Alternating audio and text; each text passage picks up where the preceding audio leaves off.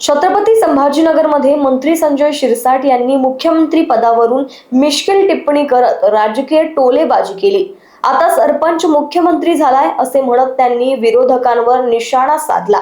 रोजगार हमी योजनेत काम देण्याची विनंती करणारे नेते दोनदा खासदार झाले असा दावा शिरसाट यांनी केलाय। पालकमंत्री आणि भुमरे यांच्यातील जवळीकीचाही त्यांनी उल्लेख केलाय। तसेच तुम्ही तिकडचे पालकमंत्री आणि मी इकडचा पालकमंत्री असे म्हणत त्यांनी कार्यकर्त्यांना काळजी न करण्याचे आवाहन केले। नेतृत्वाची कमतरता नसल्याचे सांगत कामे करून दाखवण्याचा विश्वासही त्यांनी व्यक्त केलाय। एकदा नाही, दोनदा नाही, तीनदा खासदार झालेले मी त्यांचं नाव सांगणार नाही, परंतु अशा लोकांना मी सुद्धा पाहिलेलं आहे की ज्यांना या ग्रामीण भागामध्ये काम करण्याची इच्छा होती। आमच्या संदीपान भुमरे पाटील यांच्याकडे खातं आलं, त्यांना मी म्हटलं तुमच्याकडे चांगल्या रोजगार हमी योजना बी आहे, ते काय सगळं योजना तुमच्याकडे, अरे काय करता राव म्हणे, त्याला आस्थापनच नाही, आस्थापनच नाही, परंतु कार्यक्रम राबवायचा। त्यांनी मी एवढ्या चांगल्या पद्धतीने कार्यक्रम राबवला गेला,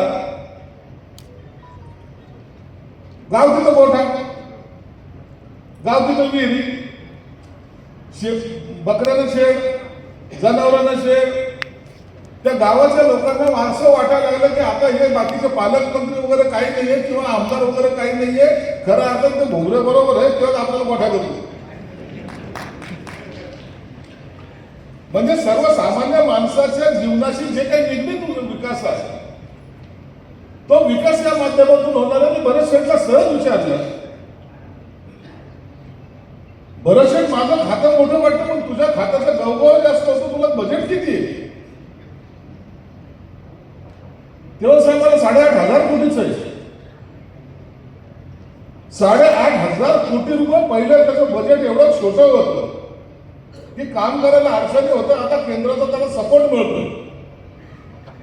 ही योजनेमध्ये केंद्र सरकार स्वतः इन्व्हॉल्व आहे, म्हणून काम करताना आता गावचा विकास पहिले आपण पाहायचो ग्राम पंचायतचे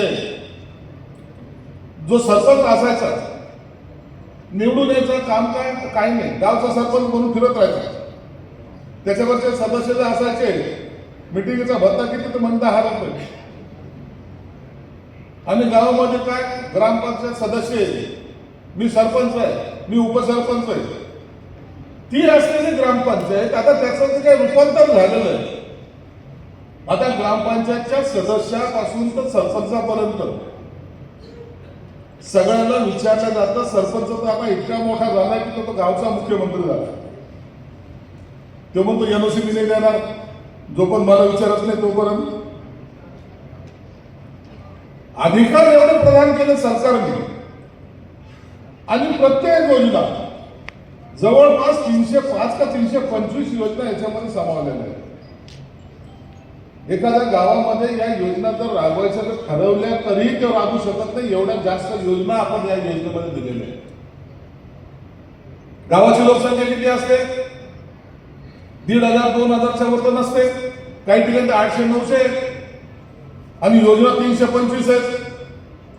तुम्हाला या योजना फक्त अंमलबजावणी करण्यासाठी सुद्धा वेळ मिळणार नाही, एवढ्या योजना तुमच्याकडे आहेत। त्या ठिकाणी तुम्ही पैशाचं जे काढलं, तुम्ही चिंता करू नका, भरत शेठ माझा, आता आम्ही दोघं कसे आहेत ते सगळं महाराष्ट्राला माहिती आहे।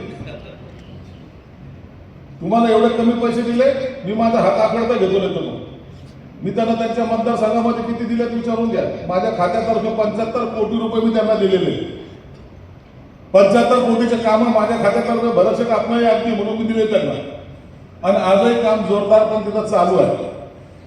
आपल्या जिल्ह्याला ते कधी कमी करणार नाही याची गॅरंटी मला आहे। हात धरून सही द्यायची ताकद आपल्याकडे, आपला माणूस आहे, आपल्या जवळचा माणूस आहे। जेव्हा माणूस जवळचा असतो त्या टायमाला घरचा माणूस उपाशी नसावा असं मानणारा मी आहे, नाही तर जवळचा माणूस घरचाच माणूस उपाशी असं होता कामा नाही। या जिल्ह्याला वाटेल तेवढा निधी देण्याची जबाबदारी माझी पण आहे। मी भरत शेठचा हात धरून सगळा सहाय्य करून घेईन। भरत शेठ, तुम्ही 15 ऑगस्टला जाता, आता झेंडावंदन करताय, तुम्ही तिकडचे पालकमंत्री, मी इकडचा पालकमंत्री, चिंता नाहीये, फक्त आता तुमच्याकडे तर एक विनंती राहणार आहे, 18 तारखेला मी तुमच्या मतदारसंघामध्ये येतोय. तुमच्या मतदारसंघामध्ये येऊन त्या ठिकाणी काही पाहणी करायची. मला मोठं काम त्यांच्या 56 कोटीचं काम त्यांच्या मतदारसंघामध्ये आपण करतोय. महाडच्या 14 तळ्याचं आणखी 25 कोटी रुपये त्यांना आणखी दिलेले एक्स्ट्रा देतोय. या एवढे सगळे पैसे देताना 18 तारखेला तिकडे माझाही दौरा आहे. मी त्यांना विनंती करणार आहे, या संभाजीनगरमध्ये ग्रामीण भाग जरी म्हणत असलो तरी ग्रामीण भागाची सगळीकडून अटॅचमेंट अशी झाली की ते शहरी झालेलं आहे. कोणत्याही शहराच्या लगत असलेला ग्रामीण भाग आता शहरामध्ये मोडत चाललेला आहे. म्हणून या अशा ठिकाणी योजनेचा सर्वात जास्त उपयोग आपल्याला झाला पाहिजे. सेक्रेटरी साहेबांना सुद्धा सांगेल की आमचे कलेक्टर असेल, सीओ असतील, अत्यंत चांगल्या पद्धतीचं काम त्यांचं आहे. आपलं फक्त काम आहे मॉनिटरिंग करणं. जर तुम्ही महिन्यातून एक चक्कर मारून जर केलं, आता जे काय 60-40चा जो रेशो आहे, त्या प्रमाणात आपण मागावं, त्याच्यामुळं हे निधी आपल्याकडे वितरित झालेला नाही असं त्या अधिकाऱ्याने मला सांगितलं. म्हणून याच्याकडे जर जास्त लक्ष दिलं, आमच्याकडे कार्यकर्त्याची कमी नाही आहे, काम करणाऱ्याची कमी नाही आहे, कामाबद्दल असलेली आस्था हे दाखवणाऱ्याची कमी नाही, आणि सगळ्यात जास्त महत्त्वाचं म्हणजे नेतृत्वाचीही कमी नाही. फक्त त्यांना तू आता चल माझ्याबरोबर असं जरी म्हणलं तर मला वाटतं या जिल्ह्याचा कायापालट व्हायला जास्त कालावधी लागणार नाही.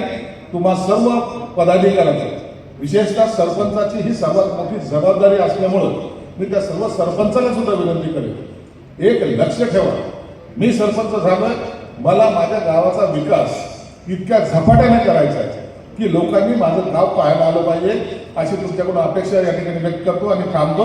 धन्यवाद. Jai Hind, Jai Maharashtra. Bureau report, Lokvahini media, Chhatrapati Sambhajinagar.